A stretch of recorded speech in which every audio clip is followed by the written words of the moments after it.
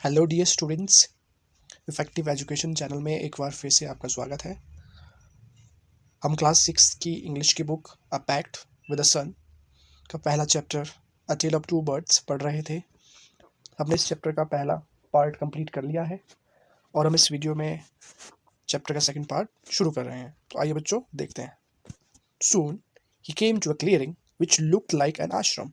राजा जल्दी ही एक स्थान पर पहुंचे जो कि आश्रम जैसा लग रहा था। It was the Rishi's ashram. यह ऋषि का आश्रम था। The king tied his horse to a tree. राजा ने अपने घोड़े को पेड़ से बांध दिया and sat down in its shade. और खुद उस पेड़ की छाया पर बैठ गए। Suddenly he heard a gentle voice announce. अचानक से उन्होंने एक विनम्र आवाज सुनी। Welcome to the ashram, sir. श्रीमान, आश्रम में आपका स्वागत है। Please go inside and rest. कृपया अंदर आइए और आराम कीजिए। The rishi will be back soon. ऋषि जल्दी ही वापस लौट आएंगे।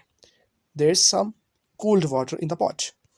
वहाँ पे अंदर पॉट पर यानी कि बर्तन पर ठंडा पानी रखा है। Please make yourself comfortable.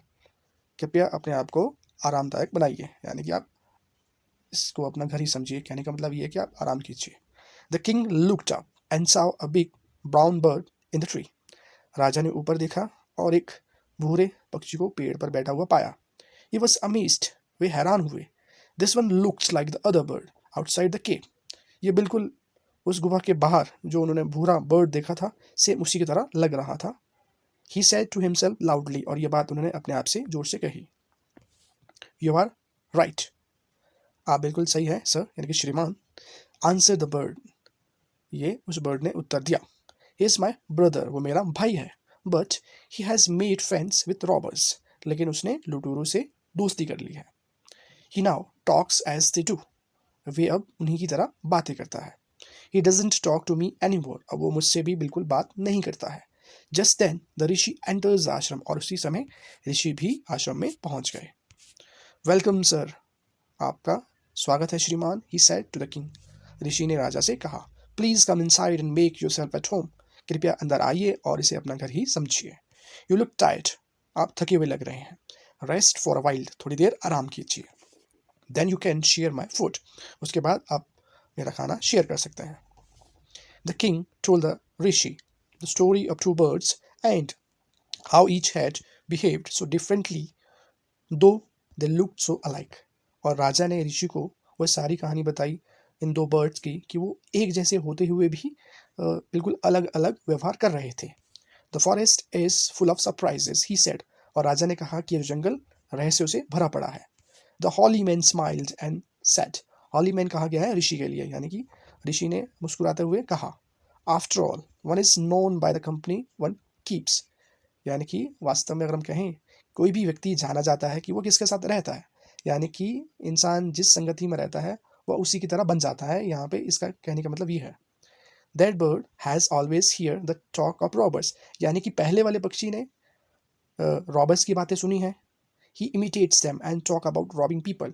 और सिर्फ उन रॉबर्स की बातों को ही नकल की है और सिर्फ लोगों को लूटने की बातें ही उसने उनसे सीखी है। This one has repeated what he has always heard. उस पक्षी ने सिर्फ वही बातें रिपीट की, यानी कि सिर्फ वही बातें उसने कही जो उसने सुना था उनसे। He welcomes people to the ashram. और दूसरे पक्षी की बात करें तो दूसरा पक्षी आश्रम में रहा और आश्रम की बातें उसने सीखी हैं और इसी वजह से दूसरा जो पक्षी है वो सभी लोगों को यहाँ पे आने का वेलकम करता है, यानी कि उनका स्वागत करता है। Now come inside and rest. अब आप अंदर आइए और आराम कीजिए। I will tell you more about this place and these birds. मैं आपको और बहुत कुछ बताता हूँ इस जगह के बारे में और इन बर्ड्स के बारे में। तो प्यारे बच्चों, इस तरह से ये हमारा पहला चैप्टर यहाँ पे क्लोज होता है।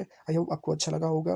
तो इस चैप्टर में हमने देखा कि किस तरह से दो बेबी बर्ड्स सेपरेट हो जाते हैं तो एक थंडरस्टॉर्म में और दोनों बिल्कुल अलग अलग जगह पहुंच जाते हैं, जहाँ पे कि एक पहला वाला बर्ड रॉबर्स के केप के बाहर पहुंचता है और वो वहाँ पे रहकर रॉबर्स के सारी बातें सुनता है, उनकी नकल करता है और उसी तरह का बिहेव करता है जैसे रॉबर्स करते हैं। और दूसरा जो पक्षी होता है वो आश्रम के बिल्कुल बाहर गिरता है और वो आश्रम के लोगों की, ऋषि की सारी बातें सुनता है और उन्हें अपने जीवन में ढालता है।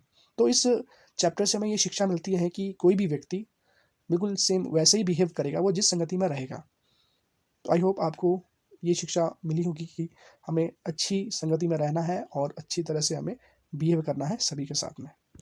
और इसके क्वेश्चन आंसर्स आपको मिलेंगे नेक्स्ट वीडियो में, तो इस चैनल को सब्सक्राइब कर लीजिए। Thanks for watching.